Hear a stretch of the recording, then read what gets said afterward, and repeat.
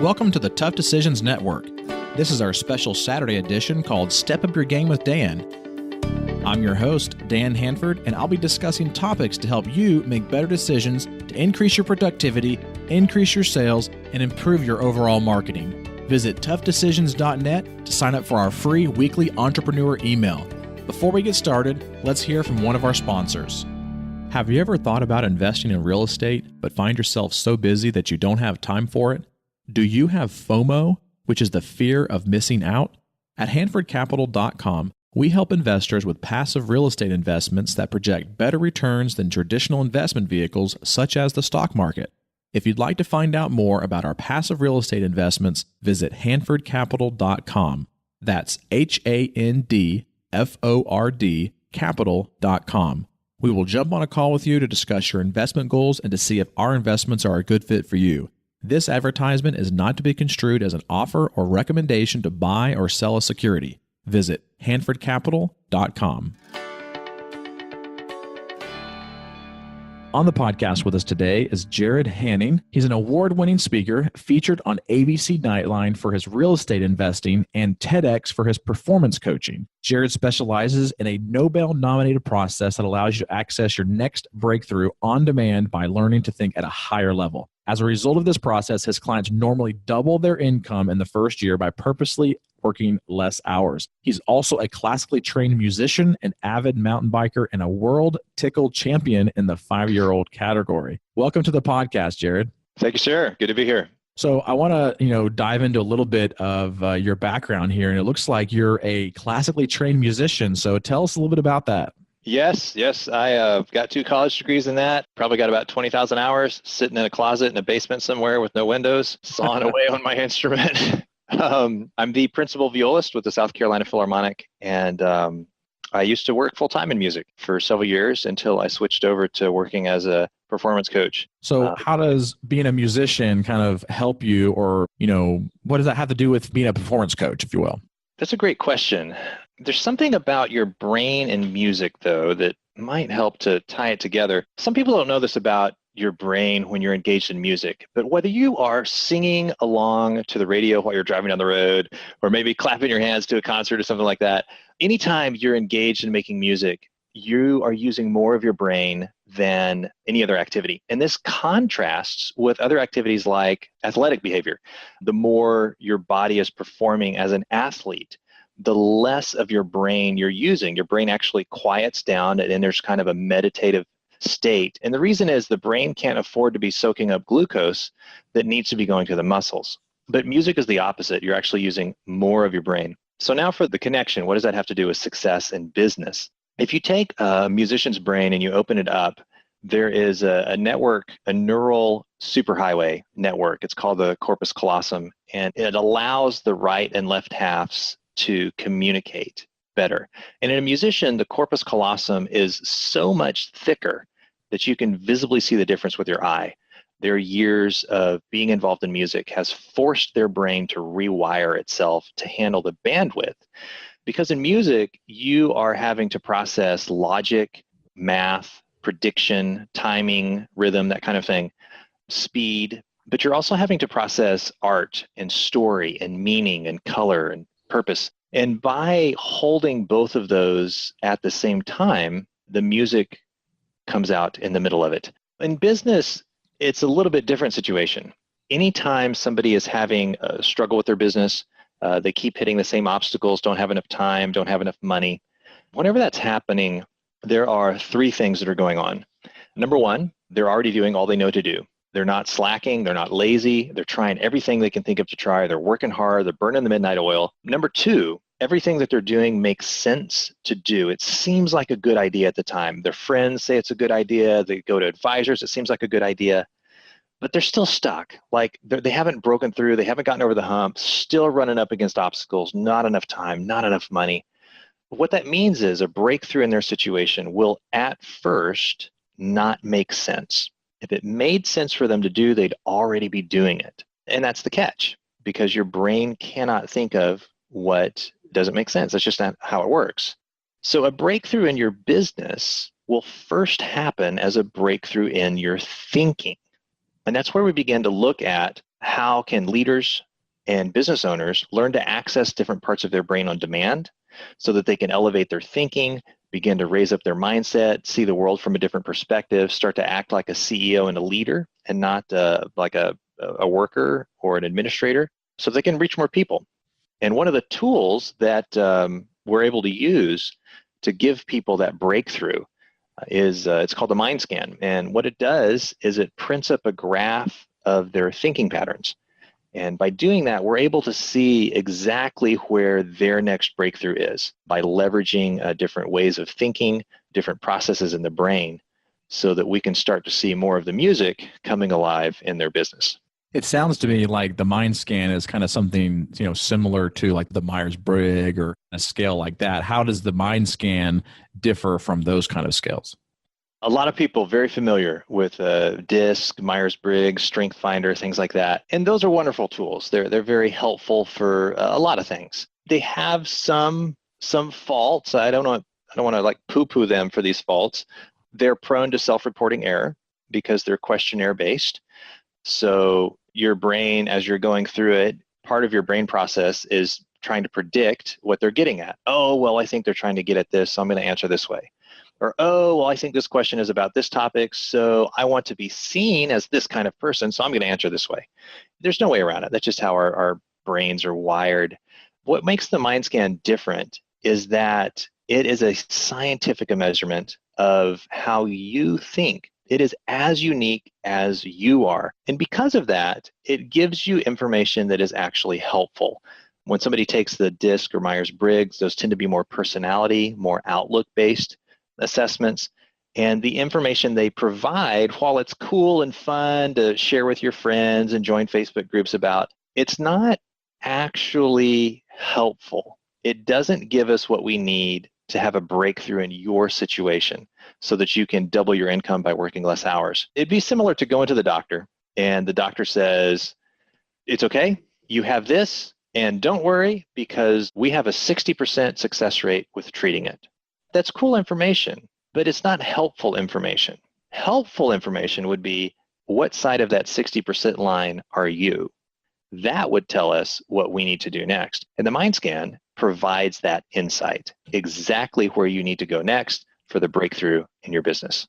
And it seems to me, from what I'm hearing from you, is that the mind scan is more of a, personal kind of one-on-one. Let's figure out where you are in your brain and how you think and work versus these other tests that I've seen used, like the Myers-Briggs and the DISC, are more, like you said, personality-driven, and almost they're used for either, pre-employment or even post-hiring to learn how to interact with the people that you're going to be working with. I think they're very effective for that, for interacting with other team members, possibly even effective for sales training or customer service training, how to interact with other personality types. I think they're helpful for that. The mind scan is more for business owners, executives, people in high levels of leadership.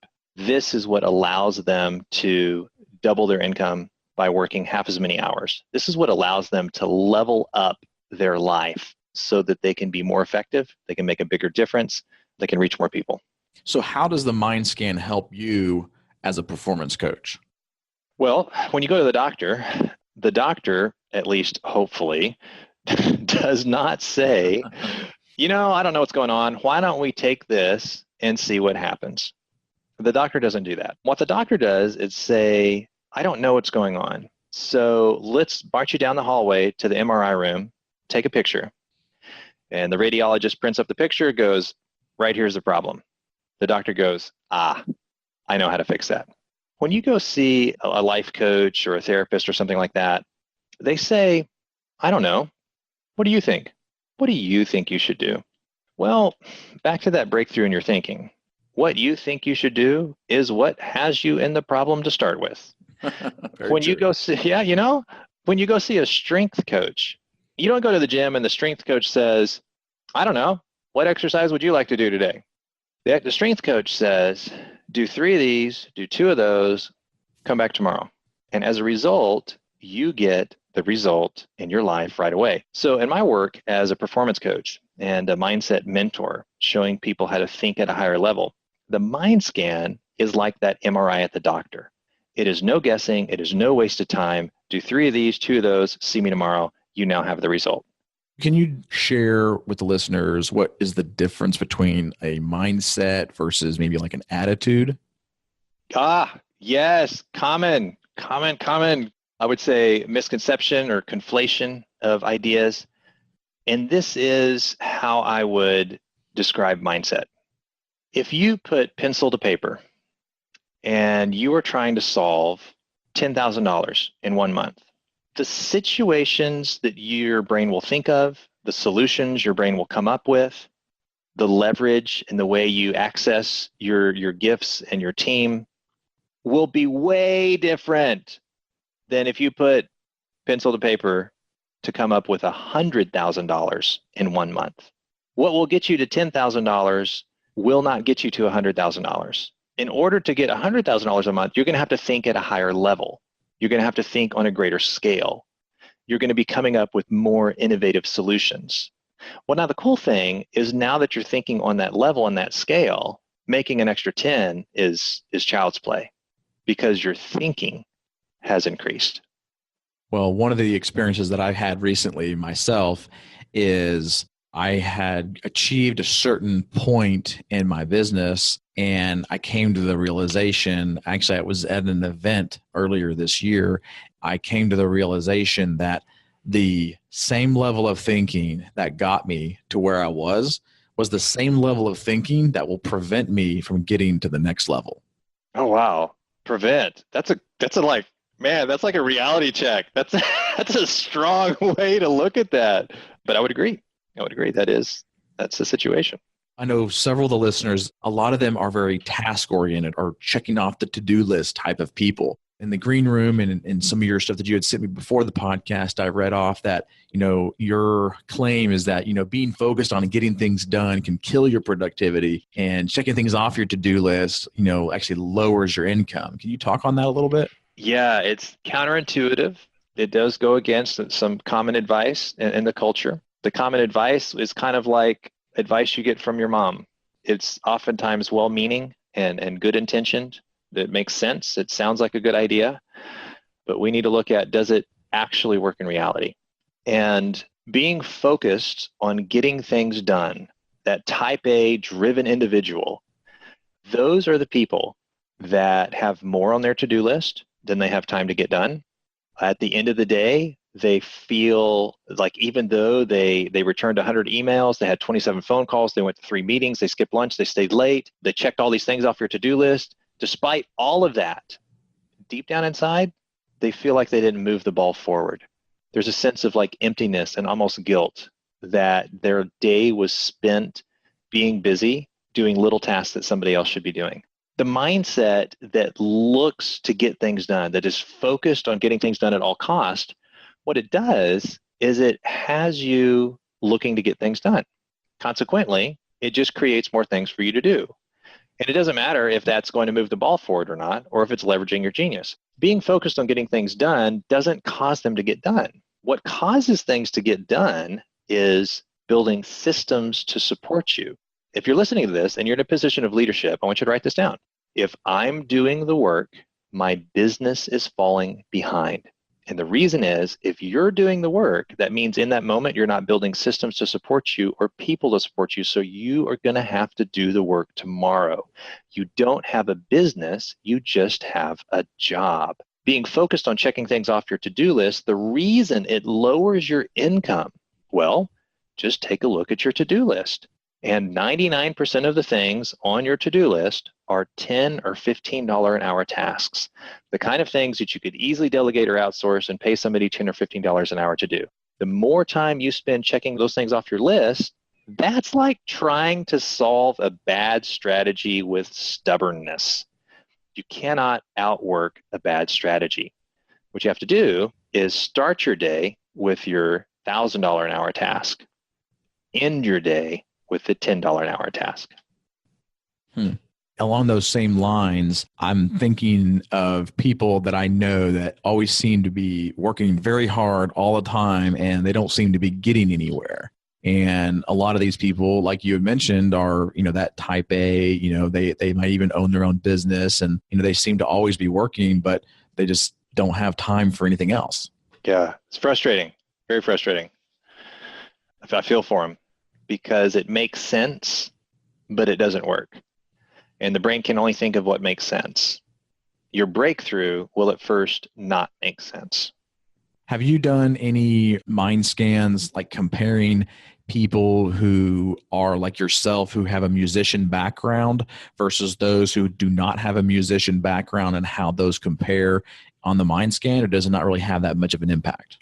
Some things I've noticed, musicians, while they are able to use the brain very effectively for that right and left thinking at the same time, the thing that has them gravitate to music as a profession emotionally is almost the antidote to what causes a business to be successful.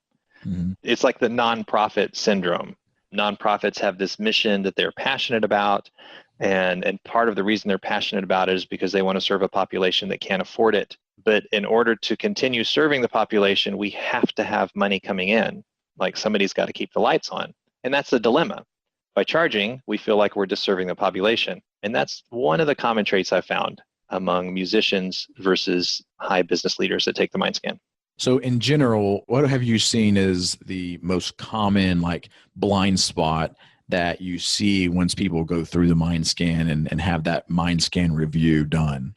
Common blind spots are being over-focused on one thing.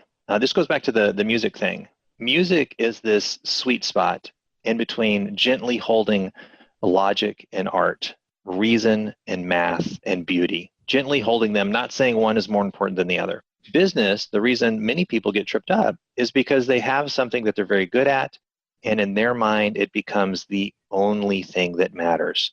So some people are extremely good at building relationships.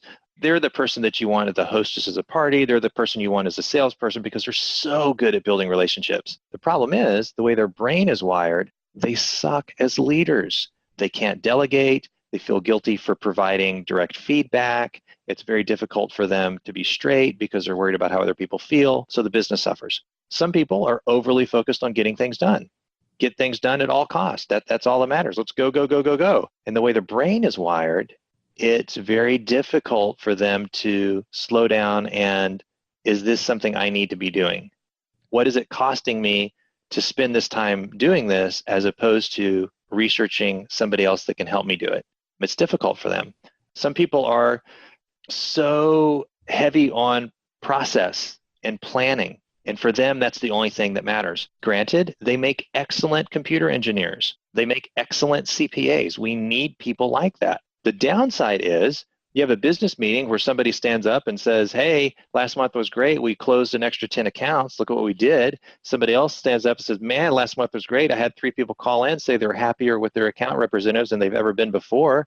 And then the systems person says, well, none of that matters because nobody filed their expense reports in the blue folders like we talked about.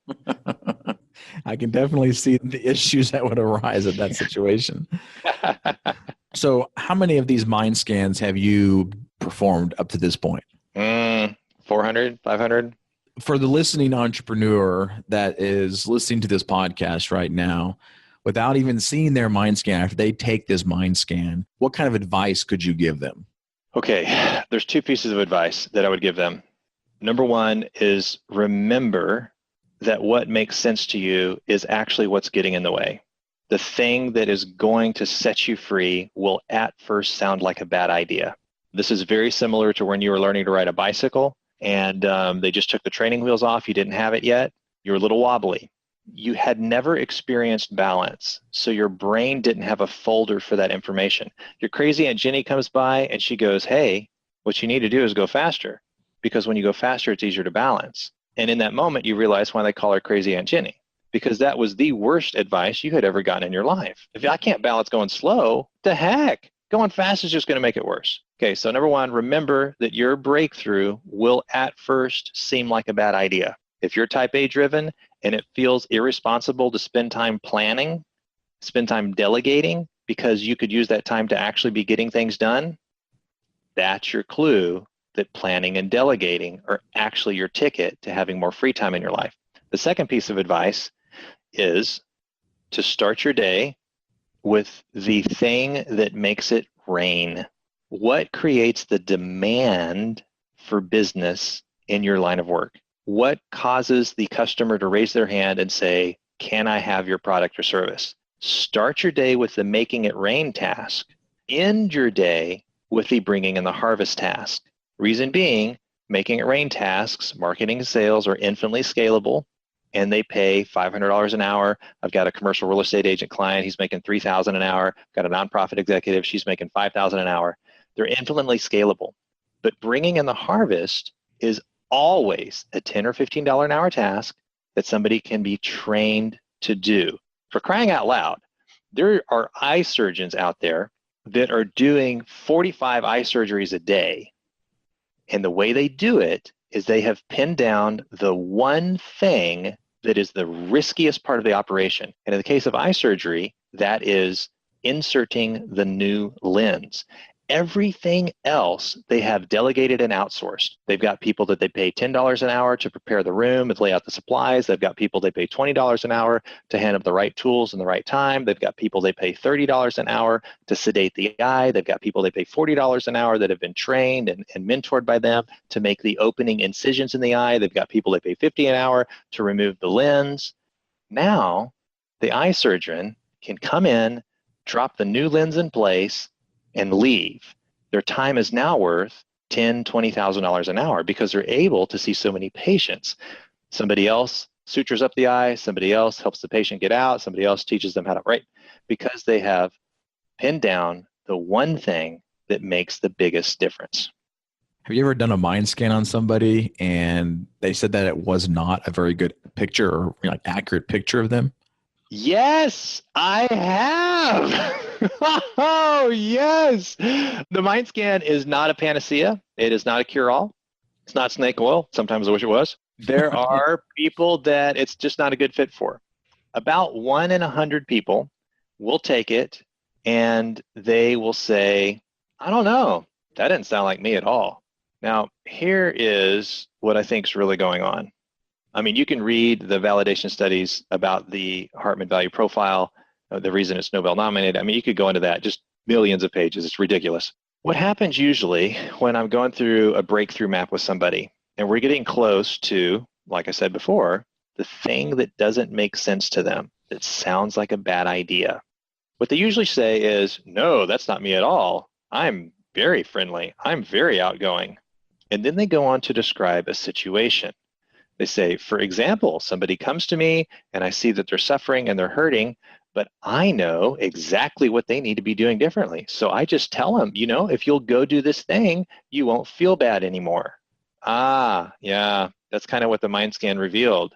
You have a tendency to prioritize taking action over how people feel. So what happens is most of the time when somebody says that's not me, what they mean is, I don't want you to think that's me.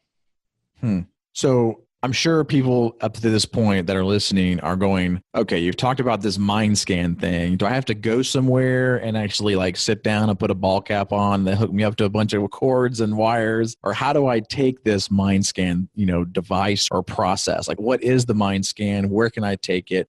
How can I figure out where I am as an entrepreneur and where my blind spots might be? So thankfully, you don't have to go to a building. It's not like a sleep study or something, although you can do sleep studies at home, which is pretty cool.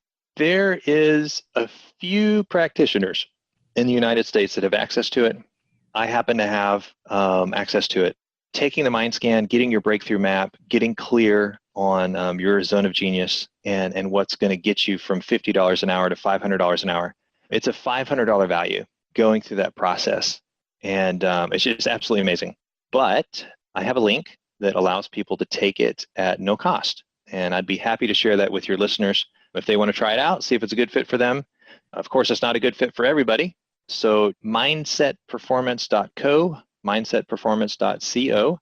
And right there on the homepage, there will be a little quiz to see if the MindScan might be a good fit for you and your business. And if it's not, I'm not going to waste your time.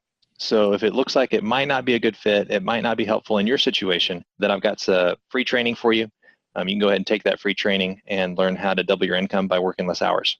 And what if somebody is listening going, man, I really like what Jarrod is saying and I want to get him to help me? Is the first step for them to go take the mind scan and then try to set up a call with you? Or how does that process work if they, want to talk to you a little bit more about maybe helping them from a performance, coach side of things? I would say take the mind scan. The mind scan would give that person a chance to just try for themselves. Is this a good fit for them? Is this a good fit for their business? Sure, my clients, they normally double their income in the first year by purposely working less hours. But that doesn't mean it's going to work for you. And I don't want you to take my word for it. Just try the mind scan out and you'll know right away if this way of doing business is a good fit for your life. Well, Jarrod, I want to thank you so much for taking some time out of your schedule to be with us here today on the podcast and sharing your insights on performance coaching and the inner workings of the mind scan. We'll make sure on the show notes for today's episode that we'll put a link directly to the mind scan so people can take the mind scan, and look forward to having you on a future episode as well. Thank you, sir. Be happy to serve your listeners. Thank you. Thank you for listening to the Tough Decisions Network. Be sure to visit toughdecisions.net to gain access to show notes for this episode and to join our free weekly entrepreneur email where we will send you news about the latest technology for your business, inspiring quotes, and the latest books for entrepreneurs. That's toughdecisions.net.